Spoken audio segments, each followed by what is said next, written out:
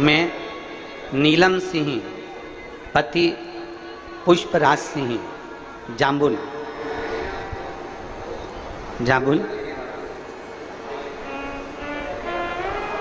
पता रीवा पपरा से हूँ।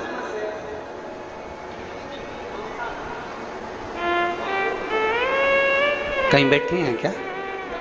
आप ही हैं? श्री शिवाय नमस्ते। आइए बेलपत्र ले जाओ।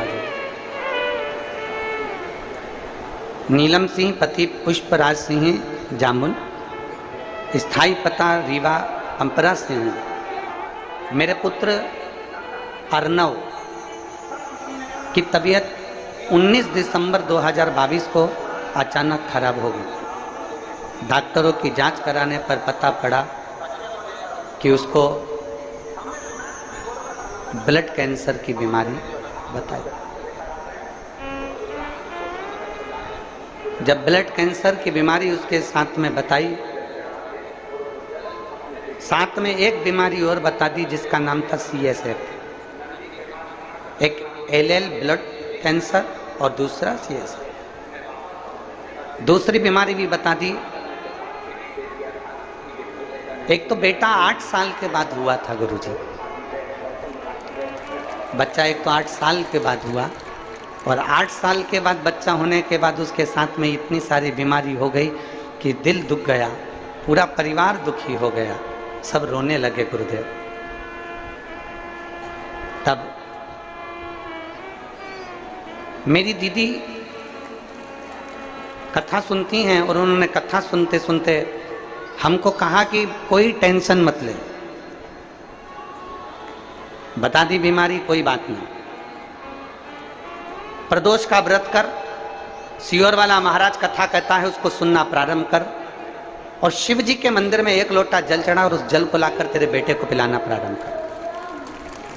कहा डॉक्टर के हिसाब से तो मेरा बेटा बचने का नहीं है, डॉक्टर ने कह दिया कि मुश्किल है, और तू कह रही है कि अब कथा में मन लगाऊं तो ऐसी बीमारी होने के बाद कौन माँ का दिल कथा में लगता है, तू तो लग। गुरुदेव पिताजी को सीहोर भेजा रुद्राक्ष लेकर आने के लिए, और पिताजी सीहोर गए। पिताजी सीहोर जाकर रुद्राक्ष लेने भेजा, और रोज कलश में रुद्राक्ष डालकर वो जल शिवजी को चढ़ाते। और फिर मेरी जीजी ने कहा कि अप्रैल के महीने में 2023 में भिलाई में कथा हो रही है, तू वहीं पर है, अपने बेटे को लेकर पंडाल में बैठकर कथा सुन। बीमारी हुई थी 2022 में 19 दिसंबर को। अप्रैल के महीने तक भी मेरा बेटा ठीक नहीं हुआ था। 2023 की मैंने कथा सुनी इसी जगह पर जहां आप कथा बाच रहे, और 2023 की जब कथा सुनी पंडाल में बैठकर, पंडाल में जैसे आज बैठी हूँ वैसे अपने बच्चे को लेकर बैठी, और रोज बाबा को प्रणाम करती, वहाँ की मिट्टी उसके शरीर पर लगाकर बाबा से कहती, बाबा आपकी कथा सुनी है, मेरे बेटे को ठीक कर देना।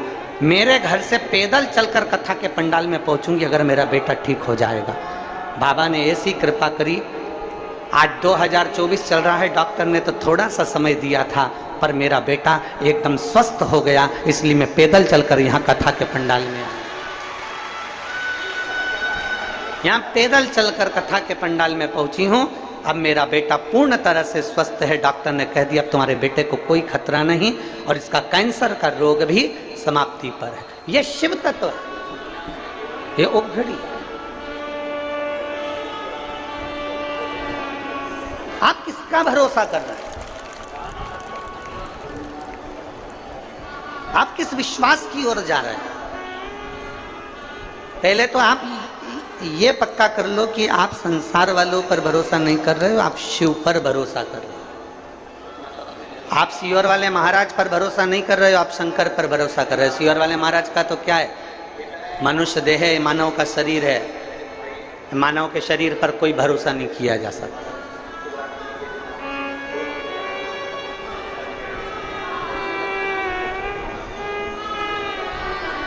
मानव शरीर पर क्या भरोसा करो?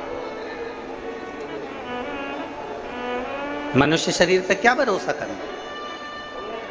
किसी इंसान पर भरोसा मत करो। फिर निवेदन है कि इंसान पर भरोसा करोगे तो टूट जाएगा, ईश्वर पर भरोसा करोगे तो कभी जिंदगी में नहीं टूटेगा। उस ईश्वर पर भरोसा, उस भगवान पर भरोसा करो। हम इंसान पर क्यों भरोसा करते हैं?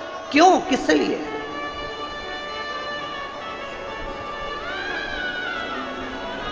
आज